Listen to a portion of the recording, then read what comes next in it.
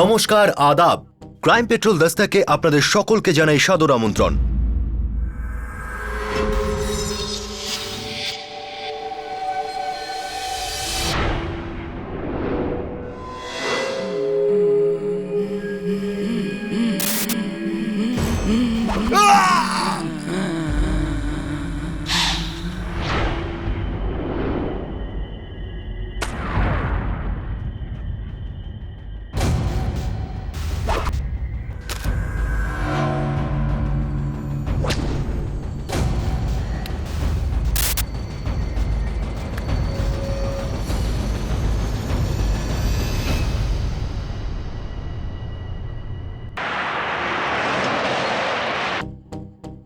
অর্থ সবার কাছেই প্রিয়। যার কাছে আছে সে আরো চায়, আর যার কাছে নেই তার চাহিদা আরো বেশি। অর্থ সবাই দ্রুত কামাতে চায়। এই অর্থের আকাঙ্ক্ষা লালসা তৈরি করে, আর লালসা থেকে অপরাধের সৃষ্টি হয়। কিন্তু প্রত্যেক অপরাধের ষড়যন্ত্র একটা সংকেত অবশ্যই রেখে দিয়ে যায়। প্রত্যেক সংকেত অপরাধের গন্ধকে আইনের নাকে ঠিক পৌঁছে দেয়। 17 অক্টোবর 2010, রাজকোট, গুজরাট।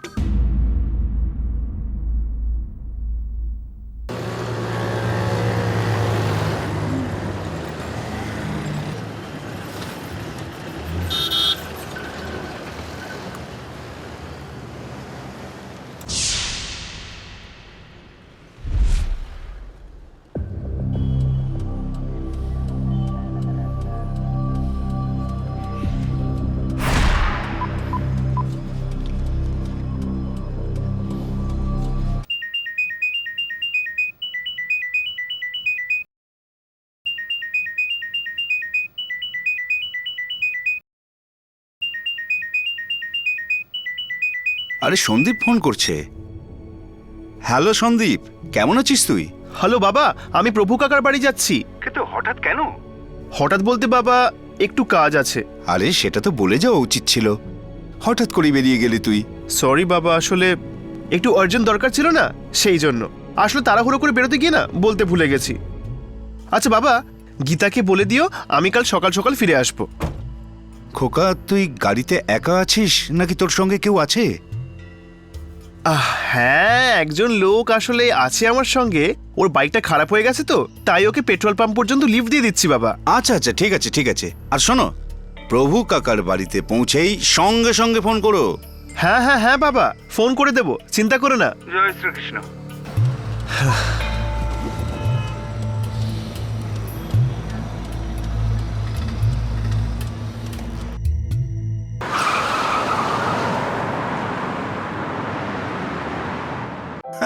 দাদু, ও দাদু, হ্যাঁ বলো ভাই। আজকে কি বাবা আসবে না? হ্যাঁ দাদু ভাই, পাপা কাল সকালে আসবে। জানো দাদু, বাবা আমার জন্য ব্যাট বল আনবে। হ্যাঁ, কাল সকালেই পাপা ব্যাট বল আনবে তোমার জন্যে। গীতা দেখো। আরে গীতা মা, সন্দীপ আজ রাতে ফিরবে না, ও প্রভুর বাড়িতেই থেকে যাবে। বাবা, আপনি ওকে একটু বোঝান না, ও আমাকে কিছু বলেই না।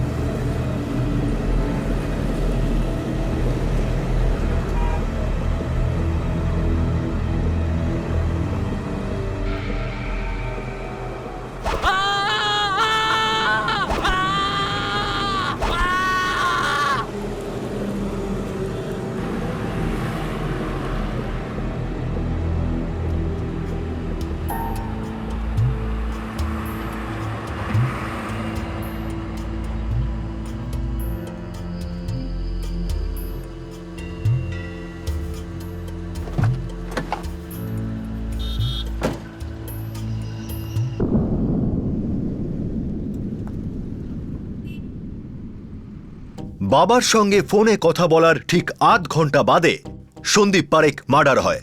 Cold blooded murder. এই অপরাধের কথা আলোয় আসতে আসতে অনেক রাত হয়ে গিয়েছিল। রাজকোট পুলিশ প্রত্যেক দিনের মতোই গভীর রাতে পেট্রোলিং করছিল।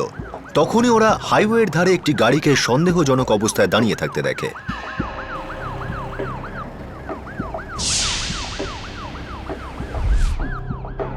চলো পিছনে চলো।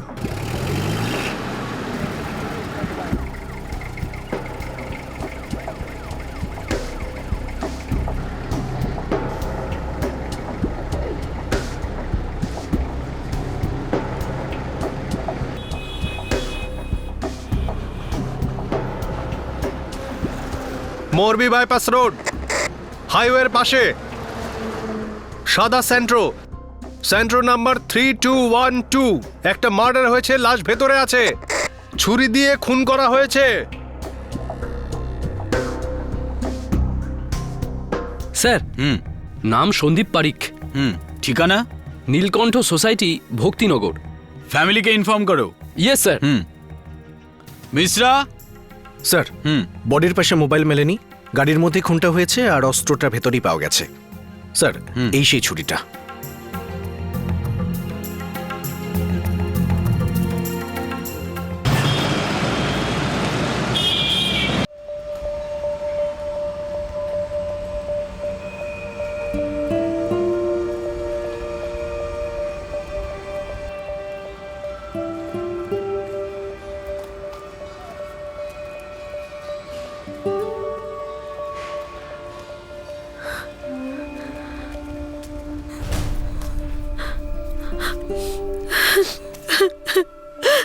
অফিসার, ইনি আমার হাজব্যান্ড।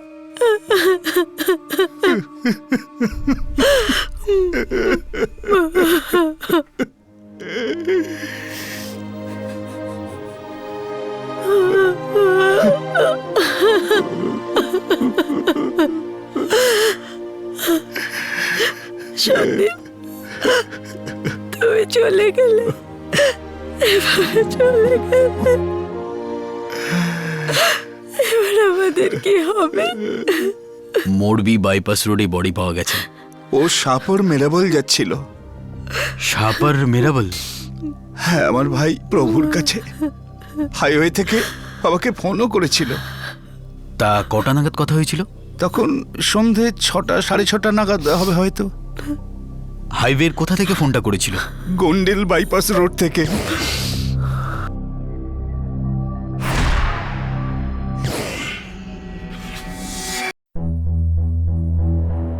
স্যার পোস্টমর্টেম রিপোর্ট বলছে মার্ডার 6:45 থেকে 7টার মধ্যে হয়েছে। সন্দীপ পারেখ শেষ ফোন তার বাবা বল্লভ পারেখকে করে, তারপর থেকে ওর ফোন সুইচ অফ দেখাচ্ছে। আর এই ফোনটা করেছিল গুন্ডেল বাইপাস রোড থেকে। কিন্তু স্যার বডি যেখান থেকে পাওয়া গেছে সেটা গুন্ডেল বাইপাস থেকে বেশি দূরে নয়, এই 10-15 মিনিটের পথ। টাইমার চেক করেছো? করেছি স্যার, ক্লিন আছে, অস্বাভাবিক কিছু তো চোখে পড়েনি। এর মানে হলো খুনি গাড়িতেই বসেছিল। Right sir. আর একটা ব্যাপার হলো গাড়িটা অনেকবার অনেক জায়গায় ধাক্কা খেয়েছে।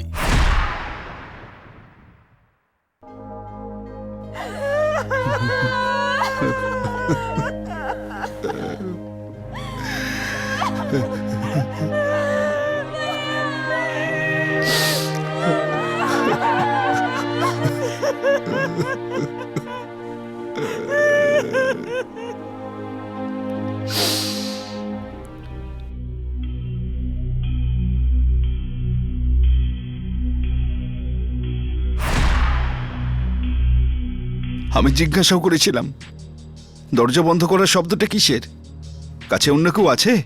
জবাবে সন্দীপ কি বলেছিল? ও বলছিল যে কারোর একটা মোটর বাইক খারাপ হয়ে গেছে, তাই সেই লোকটিকে লিফট দিচ্ছিল। কত দূর পর্যন্ত লিফট দেবে বলেছিল? ওই পেট্রোল পাম্প পর্যন্ত। এই গাড়ি এর আগে কোনোদিনও অ্যাক্সিডেন্ট হয়েছিল? একবার নয়, দুবার হয়েছে।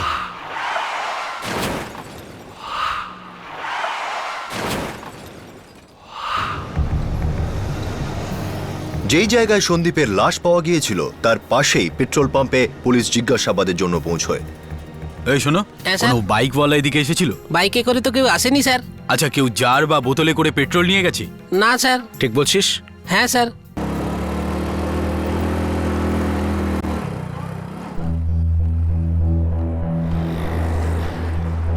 স্যার এদিক ওদিক 3 মাইল পর্যন্ত দেখেছি, কোনো বাইক বা স্কুটার দেখতে পাইনি। নাকাবন্দি ও রাউন্ড ফলোর সঙ্গে কথা হয়েছে? ইয়ে স্যার, ওরাও বললো এরকম কোনো খারাপ বাইক পাওয়াই যায়নি। তার মানে এরকম কোনো বাইক ছিলই না? না স্যার। সন্দীপ ওর বাবাকে মিথ্যে বলবে কেন? কিছু লুকাচ্ছিল হয়তো। আর তাছাড়া এই খুন টাকা পয়সার জন্য হয়নি। হ্যাঁ স্যার, বল্লভ পারেখও বলছিল ওই সময় ওর কাছে খুব বেশি টাকা ছিল না। Welcome to Beaton world. How may I assist you?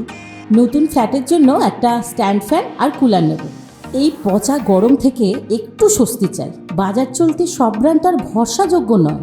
তার জন্য তো আমাদের ফ্যান আছে, all purpose bullet table fan, ceiling fan. আমাদের সিলিং ফ্যান কিন্তু 30 মাসের ওয়ারেন্টি সহ পাওয়া যায়। আছে ফারাটা 2 বছরের ওয়ারেন্টি, 17 থেকে 20 মিটার এয়ার ফ্লো, মধ্যবিত্তের সাধ্যের মধ্যে একমাত্র ভরসাযোগ্য ব্র্যান্ড বিটন। আমাদের কুলারের কিন্তু অনেক range, 45 litres, 50 litres, 70 litres, 90 litres, 110 litres. Honeycomb সহযোগে বিটনের সব কুলারের ওয়ারেন্টি 1 বছর। চেনা হাওয়ায় অচেনা অনুভূতির জন্য একমাত্র আদর্শ বিটন। গরমে স্বস্তি পেতে বিটনের ফ্যান হোক বা কুলার, আজই আনুন বাড়িতে। Vuitton, digitally yours. আর খুনি গাড়িটা নিয়েও পালায়নি। তার মানে কোনো পুরনো শত্রুতা হবে। শোনো, একটা কাজ করো, সন্দীপ আর তার ফ্যামিলির পুরো ব্যাকগ্রাউন্ড চেক করো। Yes, sir. পর্দা সরিয়ে দাও।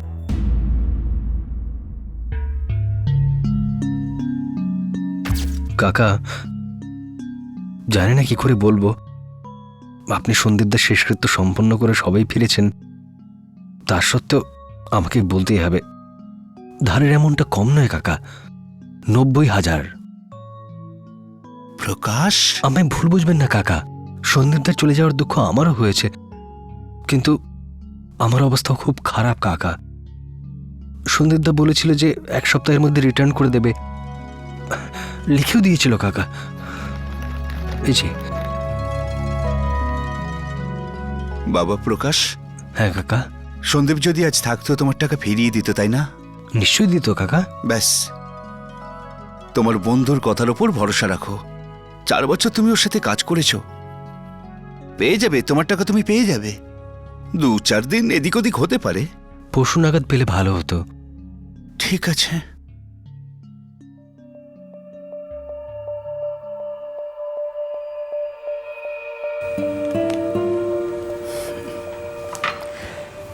ব্যবসায় কেউ কারুর বন্ধু হয় না।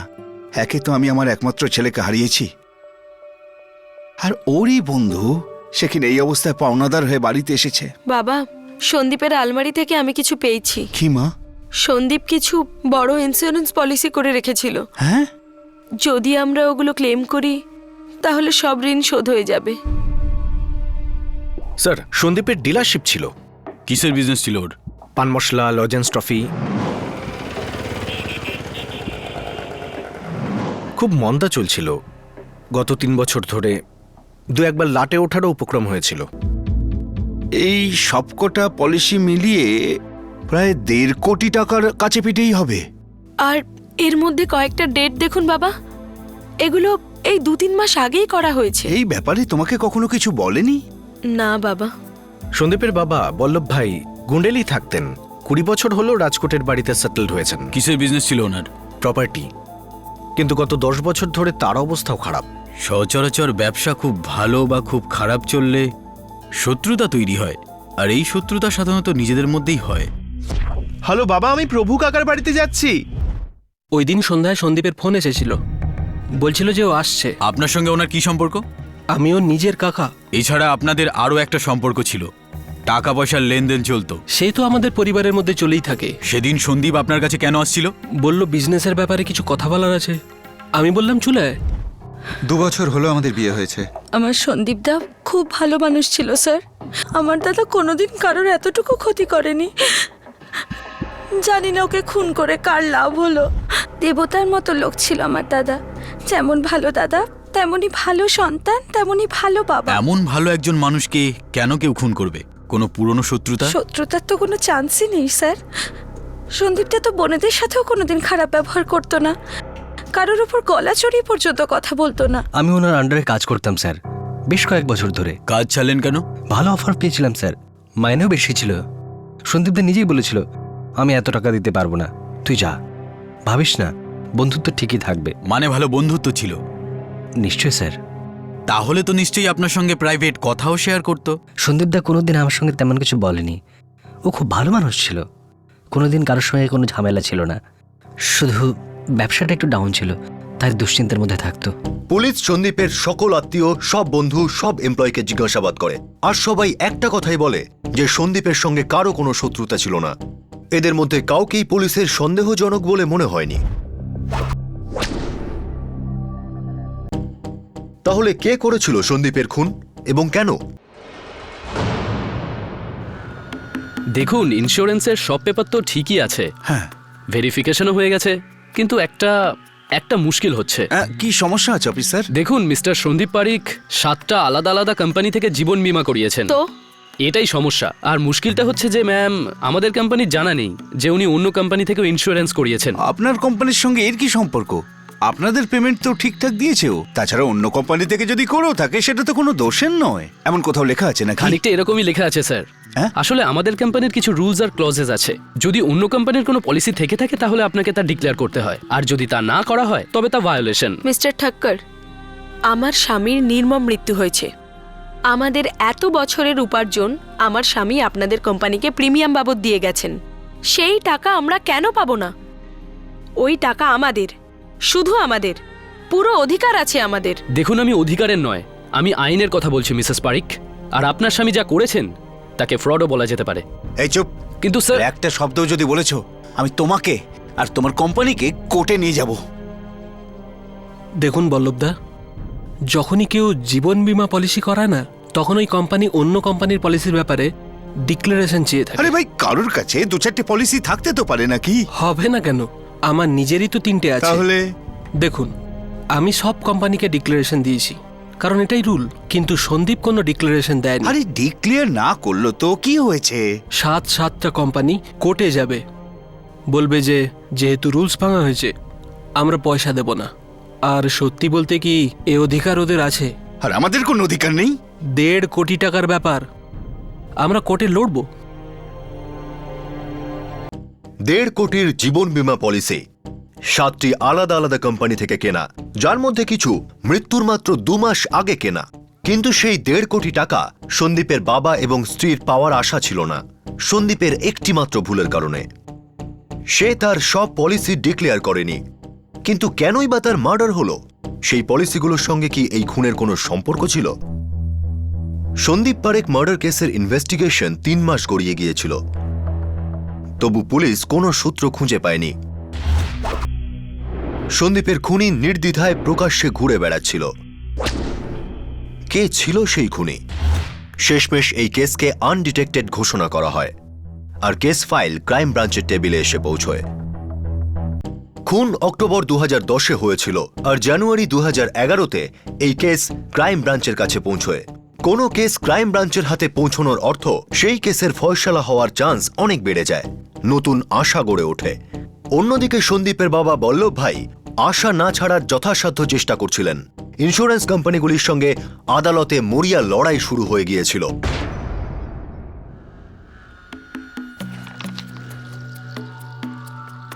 মার্ডার তো হয়েছে দিলীপ, কিন্তু আসল কারণটা বোঝা যাচ্ছে না। স্যার, কোনো বিশেষ কারণ ছিল বলে মনে হয় না। ব্যাস লুটের কেস ছিল যা মার্ডারে বদলে গেছে। কোনো চুরি হয়নি আর মার্ডার হয়ে গেল। স্রেফ একটা মোবাইল ফোন গায়েব হয়েছে। ভেবে দেখো, খুনি নিজের অস্ত্রটাও ফেলে রেখে গেছে। এটা চুরির কেস নয় দিলীপ। আমি তো একটা গভীর ষড়যন্ত্রের গন্ধ পাচ্ছি। এই রিপোর্টটা দেখো দিলীপ, লোকটার একবার নয় 2-2বার অ্যাক্সিডেন্ট হয়েছে, মৃত্যুর 1 সপ্তাহ আগেই। স্যার, বড় অদ্ভুত ব্যাপার, একই সপ্তাহে 2-2বার অ্যাক্সিডেন্ট। অদ্ভুত ব্যাপার তো বটেই। এই লোকটা নিজেই নিজের মৃত্যুর সঙ্গে লুকোচুরি খেলছিল। একটা কিছু তো আছেই। বল্লভ ভাই কোর্টে গেছেন? হ্যাঁ, ইন্স্যুরেন্সের কেসের জন্য, রাইট? আগে হ্যাঁ। 1,50,00,000 ইন্স্যুরেন্স, হ্যাঁ, যার মধ্যে 1,25,00,000 পলিসি মার্ডারের 2 মাস আগে করা হয়। কিন্তু আমরা সেটা পরে জানতে পারি। কেউ তো আছে যে ইন্স্যুরেন্সের ব্যাপারটা জানতো।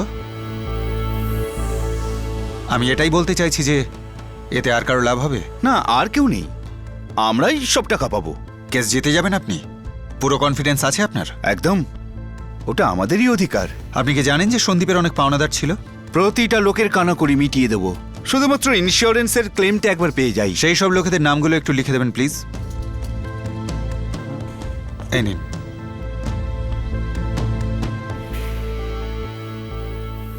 সন্দীপের মার্ডারের পিছনে একটি সুপরিকল্পিত ষড়যন্ত্রের গন্ধ পাওয়া যাচ্ছিল। সন্দীপের সব পাওনাদারকে জিজ্ঞাসাবাদ চলছিল, সবাই কোঅপারেট করছিলেন, শুধু একজন বাদে, যে ক্রাইম ব্রাঞ্চের চোখকে ফাঁকি দিচ্ছিল।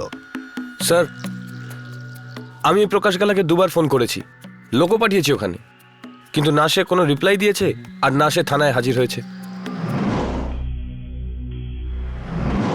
স্যার, সন্দীপ এটা প্রকাশ গালাকে নিজের হাতে লিখে দিয়েছিল। আজ 9 অক্টোবর 2010-এ আমি প্রকাশ গালার কাছ থেকে 90,000 টাকা ক্যাশ ধার নিয়েছি। এক সপ্তাহের মধ্যে অর্থাৎ 16 অক্টোবরের ভেতরে আমি এই টাকা প্রকাশ গালাকে ফেরত দিয়ে দেব। আর যদি এর মধ্যে আমার কিছু হয়েও যায়, তবে প্রকাশ গালা এই টাকা আমার বাবা বল্লভ পারেকের কাছ থেকে পরিশোধ পেতে পারে। যদি এর মধ্যে আমার কিছু হয়ে যায়,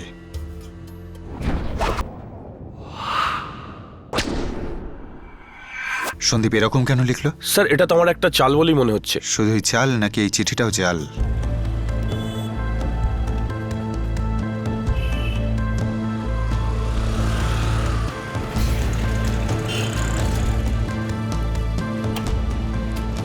প্রকাশ গালা? আগে আপনি কে?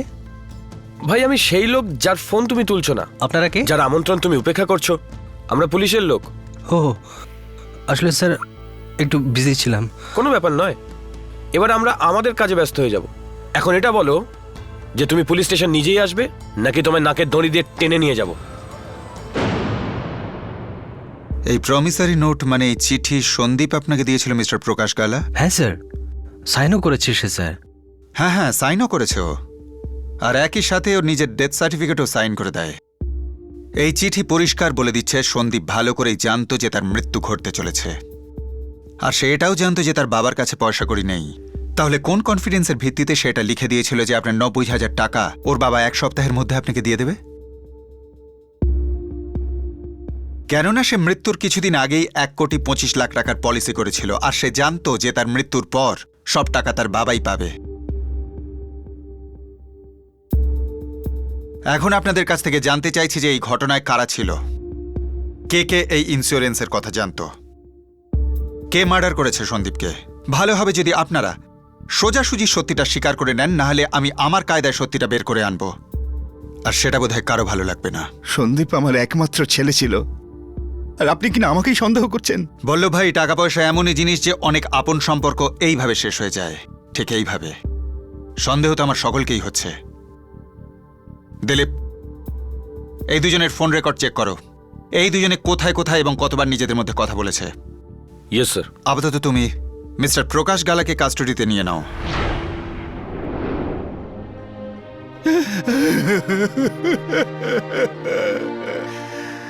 আমার একমাত্র ছেলেকে আমার কাছ থেকে ছিনিয়ে নিল, ওরা কিনা আমাকে সন্দেহ করছে। আমি কি করে জানবো ওর ইন্স্যুরেন্সের পলিসির ব্যাপারে?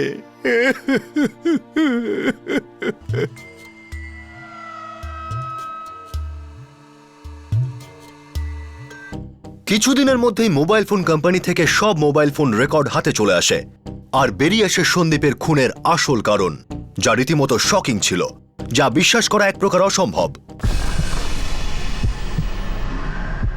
প্রকাশ গালা মিথ্যে বলছে, নিয়ে এসো ওকে। 17 অক্টোবর সন্ধ্যায় তোমার সেলফোনের লোকেশন ছিল গন্ডেল বাইপাস, সময় 6:30। সেই সন্ধ্যায় সন্দীপ তার প্রভু কাকার সঙ্গে দেখা করতে যাচ্ছিল গন্ডেল বাইপাস দিয়ে।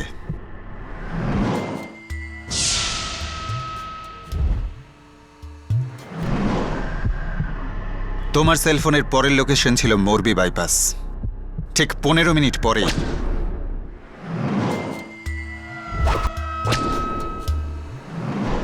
একটা বাচ্চাও বলে দেবে যখন সন্দীপ খুন হয়েছিল তুমি ওর সঙ্গে ছিলে এবং পাশেই ছিলে।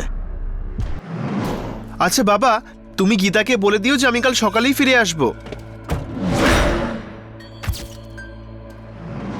সন্দীপ তার বাবাকে মোটরসাইকেল আরোহীর কথা মিথ্যে বলেছিল। আসলে গাড়িতে আর কেউ নয়, তুমিই ছিলে, তাই না? তাই তো। হ্যাঁ স্যার, সন্দীপদার সঙ্গে আমি ছিলাম। সন্দীপ তার বাবাকে মিথ্যে কেন বলেছিল?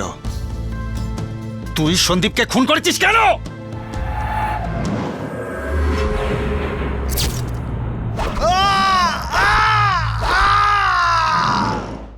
ও আমার বন্ধু ছিল স্যার, আমি মোটে ওকে মারতে চাইনি। তার সত্ত্বেও তুই মেরে ফেললি। তোর সঙ্গে আর কেউ যুক্ত ছিল?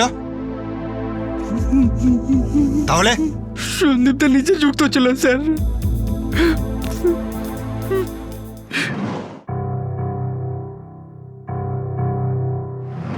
সন্দীপদা নিজেই নিজেকে হত্যা করতে চেয়েছিল স্যার।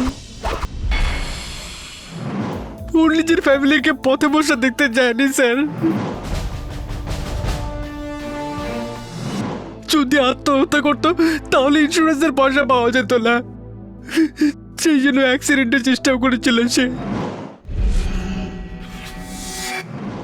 কয়েকবার অ্যাক্সিডেন্টে ট্রাই করে কিন্তু সফল হয়নি।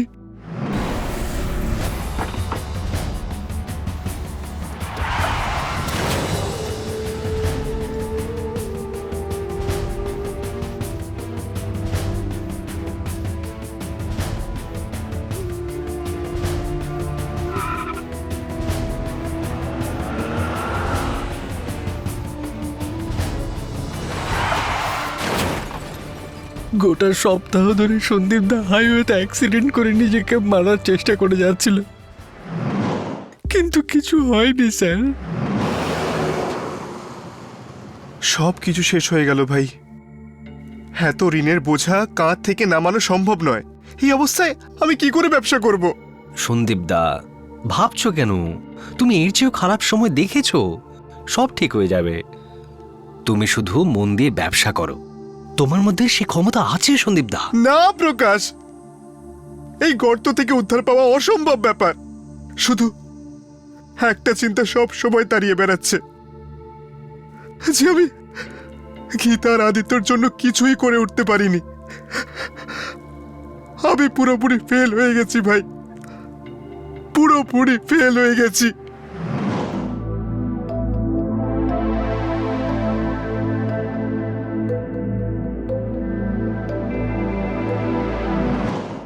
আমি 1.25 কোটি টাকা নতুন ইন্স্যুরেন্স পলিসি করিয়েছি। সব মিলিয়ে 1.5 কোটির কাছাকাছি পাওয়া যাবে। এইসব কথা বলো না সন্দীপ দা, তুমি নিজে 1.5 কোটি টাকার সমান। সব ঋণ শোধ হয়ে যাবে। মা, বাবা, গীতা, আদিত্য সবাই সুখে থাকতে পারবে। তোমাকে ছাড়া কেউ সুখে থাকবে না সন্দীপ দা।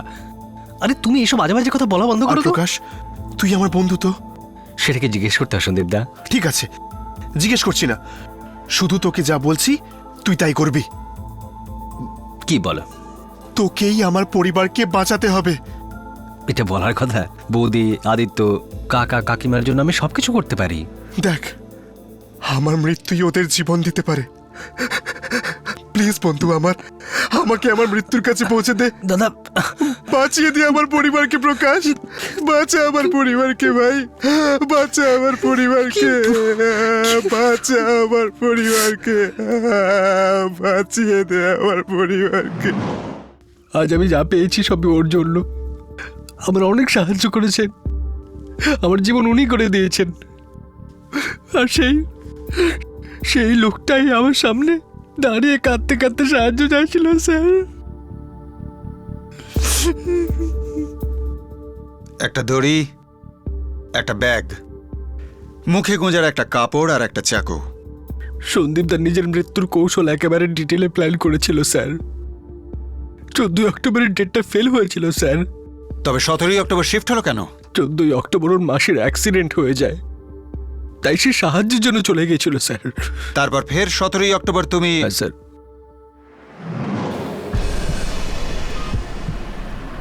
ভাবিস না, বের কর ছুরি আর শুরু করে দে। না দাদা, আমার দ্বারা হবে না এসব। আরে বোকা ছেলে, পাগলা তুই তো ফেলে তোর মুখে। আরে তোর মাকে গিয়ে জিজ্ঞেস কর কোন বাপের ছেলে তুই। এসব তুমি কি বলছিস? আরে চুপ কর শালা। যে মেয়ের সঙ্গে তোর বিয়ে হবে না তার জন্য আমার দুঃখ হচ্ছে। আরে পাড়ার লোকজন ওকে আত্মসাৎ করবে। ও আমাকে খুব আজে বাজে গালাগাল করছিল স্যার, কিন্তু আমি জানতাম স্যার ও আমাকে উত্তেজিত করছিল। ও আমাকে উত্তপ্ত করছিল স্যার। তোর হাতে ছুরি নয়, চুরি থাকা উচিত ছিল, চুরি। শালা, তুই তোর বউয়ের খদ্দের ধরা দালালি করবি তোরই বেডরুমে, তোর বিছানায়, ওকে? আর তুই তা দাঁড়িয়ে দেখবি, ছেলে, দাঁড়িয়ে দাঁড়িয়ে দেখবি তুই।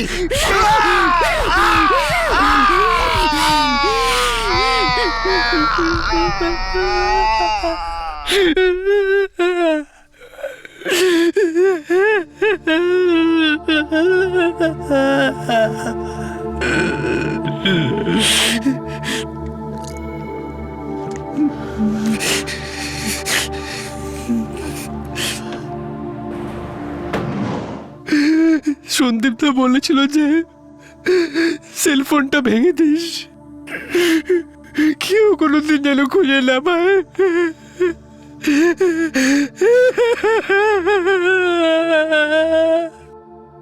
প্রকাশ গালার থেকে উদ্ধার হওয়া দুটো চিঠিকে হ্যান্ডরাইটিং টেস্টের জন্য পাঠানো হয়।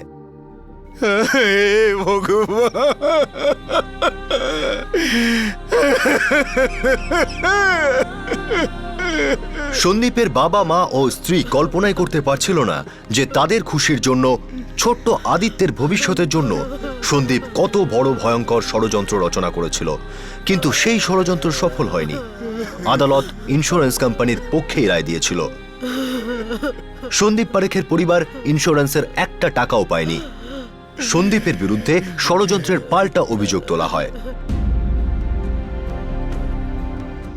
জীবন বীমা কোম্পানিকে ঠকানোর ষড়যন্ত্রে নিজের বন্ধু সন্দীপকে সাহায্য করতে যাওয়া প্রকাশ গালার জীবনেও অন্ধকার নেমে আসে।